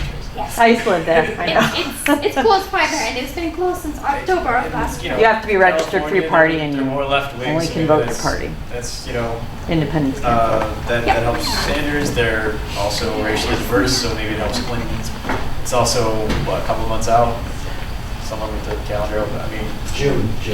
Yeah, a few months out. So who knows? Who knows if it'll still be a race by then? We'll see. I think after Tuesday, the map goes a bit more in Sanders' favor, so he'll tighten it up. It's just a question of by how much and whether it's going to be enough. Does anyone on the panel or in the room think that Hillary Clinton's misstatement and subsequent apology about Nancy Reagan, the AIDS issue, is going to impact Tuesday? No. No. No, maybe California, but I don't think this Tuesday. No, Steve, first. So, one quick thing that's been kind of driving us, there's a lot of political power in this room. No one ran a bad campaign. We're all Democrats there. Everyone ran a good campaign. Everyone ran the campaign. I'm supporting. No. The message should be everyone ran a good campaign. Because like it or not, when you look at the numbers, more Democrats, both of our candidates got more votes than the other side. Right. That's the message that we have to be sending, because we have to be united in that collective message. So beating someone up, I see that as just hurting ourselves and creating more harm for the long term. So I know it's a adjustment for some people's mindsets, because a lot of people, half the people are pulling for Hillary, half the people pulling for Bernie, and it was a really close race. I don't think anyone did anything wrong. They did the election, or they ran the campaigns that they wanted to run. And that's just something that has been kind of driving me I'm gonna push back a little bit. Yeah, Things we know that help us as Democrats win races, and if we're not hitting those metrics, I think it's reasonable to say we're not running a good campaign, and we can evaluate them based on those numerical metrics and say, yeah, we hit this goal, we didn't hit this goal.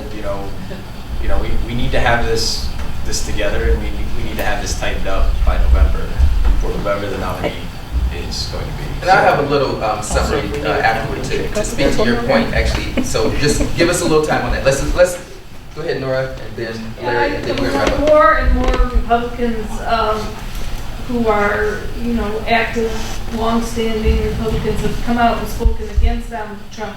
What do you think Republicans are likely to do if he is the candidate? I think there will be a cry. There do seem to be efforts underway to maybe run a third-party candidate, to maybe try to push it to a brokered convention. I know there's the draft Paul Ryan SEC organization or FEC organization that's out there. So I think you'll see a civil war in the Republican Party. Awesome. Yeah, which yes. best case scenario, they take it away from him at the Careful convention. what you wish for. Best Yeah. case. I think that's probably good for us. But I think what we've seen with Donald Trump is that he keeps saying outlandish things, but he's dominating the media conversation. And I think the spectacle that would be a brokered convention at the RNC might get them attention, might get the media, and might bring more people out. So I think Bill's point that we should maybe be careful what we wish for is well taken. I generally don't see a path to that being a good thing, and to Donald Trump as a nominee being a good thing. I listen to the man talk and think this is how fascism comes to America. Like I don't imagine a general electorate or a general election electorate coming out for him. But I've been saying for years, this will be the end of the Trump campaign. Or not years, but for months. This is where it all goes off the rails, and he's still in very good shape to be not the Republican nominee. So I will probably stop saying it. Last quick point from Larry, then I got 3 things to do. Go ahead, Larry. Well, just one more comment on what we were just saying here. And I call it arms, too. But, Bernie Sanders, Senator Sanders, has been what Donald Trump is doing for the Republican Party in terms of the Democratic Party, in terms of getting young people involved and the message, but in the best of ways. We have the 2 best candidates out there. And so, with the way that Trump is, I don't even like to say his name, but anyway, what he's done there and the way he's dividing people and polarizing people and selling people, Bernie Sanders has done the opposite. And we know that Secretary Clinton, we know where she stands as well. So we have the 2 best candidates. Agreed. And to your point, and then we're going to thank our panel. To your point, the way I refer to Trump, and I think one of the best things we can do is anti-Trump messaging, because that motivates our side. And I call him the reality talk show host. I call him the real estate developer that has filed bankruptcy multiple times. You don't even have to use his name, and everybody knows who you're talking about. Okay. And we'll have our talking points piece reactivated on our website and on our Facebook, so that we all have consistent talking points or ideas for talking points. I think everybody put it in their own words. Why Trump is so bad for our society is great, because people feel that and relate to it. The human face is really important. 10 seconds. Yeah, a couple quick points. I do think the media conversation is going to change. Right now, the media benefits from Trump, being the ringmaster, the circus that he is.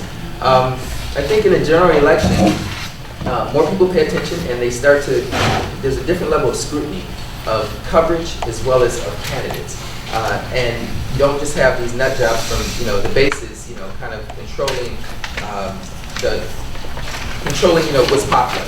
You have some more reasonable people at play. You have, I think, more adult conversations. And so let's just keep that in mind. I also think that and to Steve's point, we really have to be careful in this time period before July, when our nominee is decided, how we speak to each other and how we engage each other. It's clear I'm a Bernie supporter. I've said it publicly. I endorsed him and stuff. And I was very playful, I think, with Travis. And I think we should do that. We should, express our passion for Hillary or for Bernie, but do it in a playful manner. Not, really be vitriolic with that. Because in the end, we're going to have to be working together. We're going to have to be knocking doors together. We're going to have to be doing phone banking together. So let's not have people remembering, back in March when, we were rude to each other. Let's talk about, how we do have 2 great candidates. Some of us prefer one over the other, and that's just fine.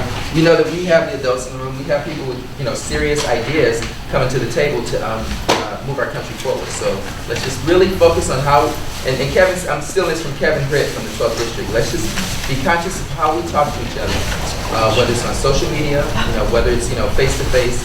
Let's be respectful, and especially to new people coming into the process. Let's not belittle their ideas or make them feel like they're naive because they have a certain political opinion. That's really important, I think.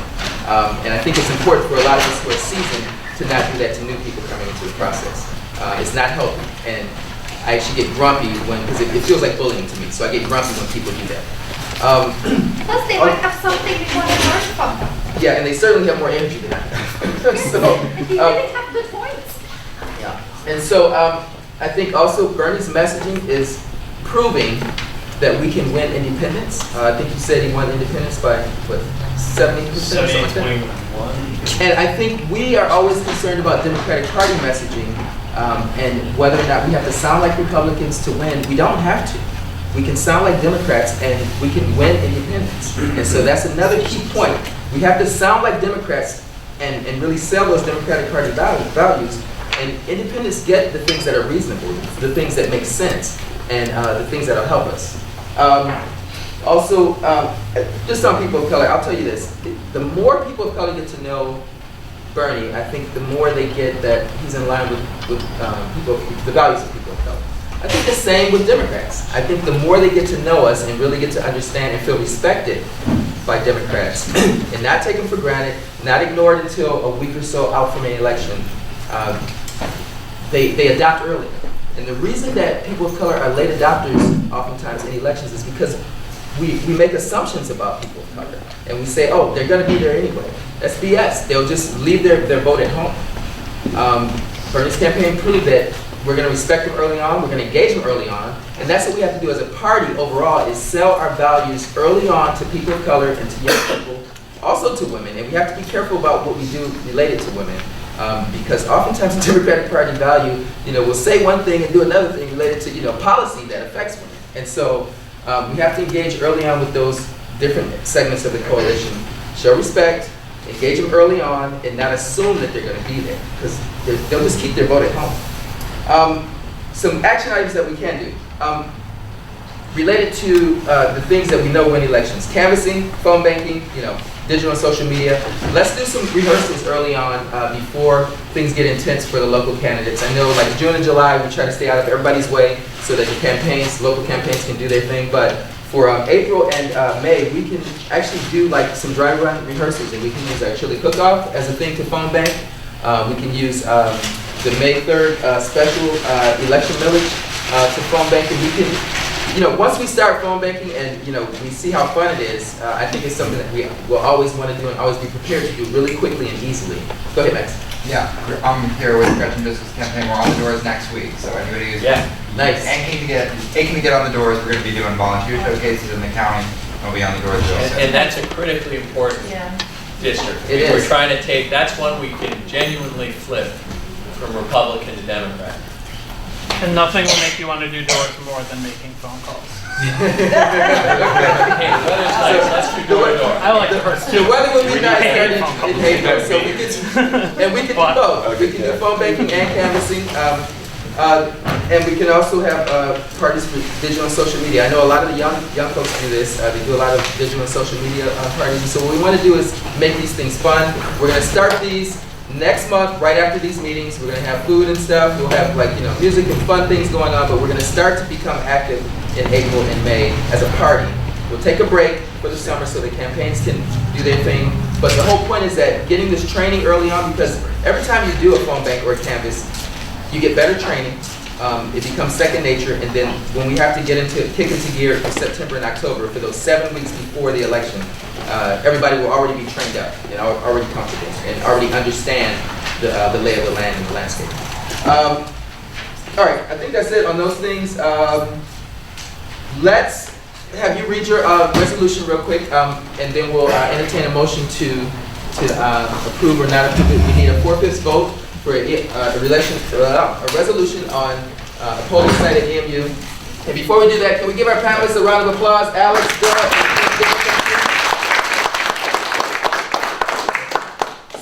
Being a college student, you guys have been lectured for like the last 2 hours, so I'll be really quick because I'm used to being lectured for long periods of time. I know people want to get going.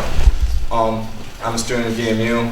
There is no physical polling location on campus. It is an absolute horrendous nightmare driving out to vote on the school I go to. I could read this verbatim. I imagine most people support increasing voting access. So I'm just gonna give you some fun history facts in case you run into someone that has a say-so in this, whether it be EMU administration or an elected official in its city council. There was a polling location in the 90s. They decided to take it away because low turnout in August. Well, there's a low turnout in August because no one lives in those locations in August. So that is a good reason for no one to turn out to vote.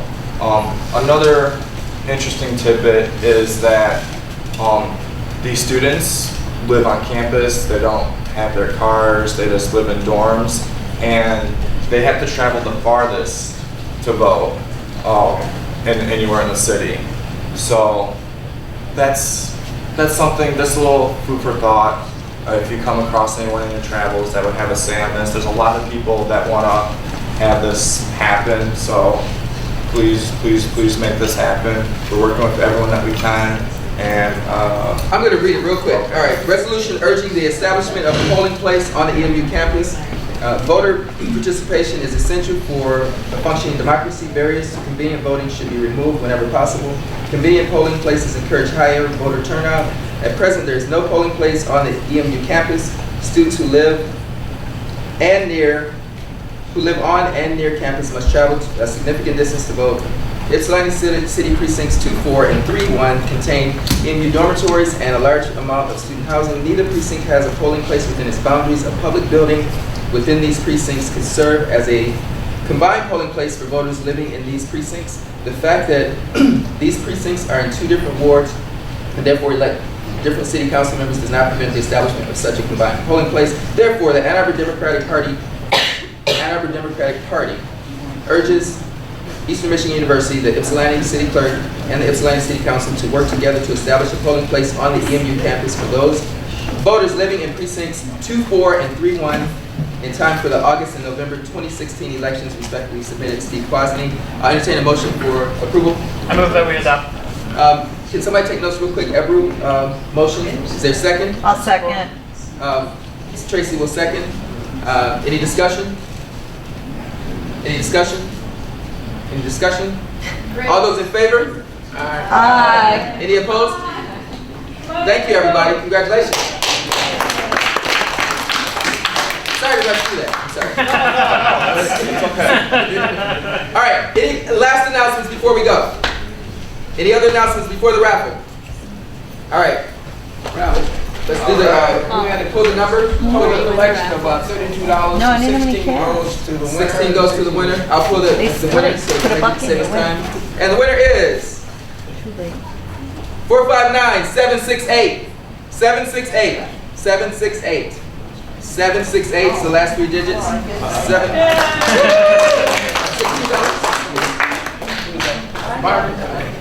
All right, thank you, everybody. Motion to adjourn. All those in favor? Thank you. Thanks, everybody, for staying over.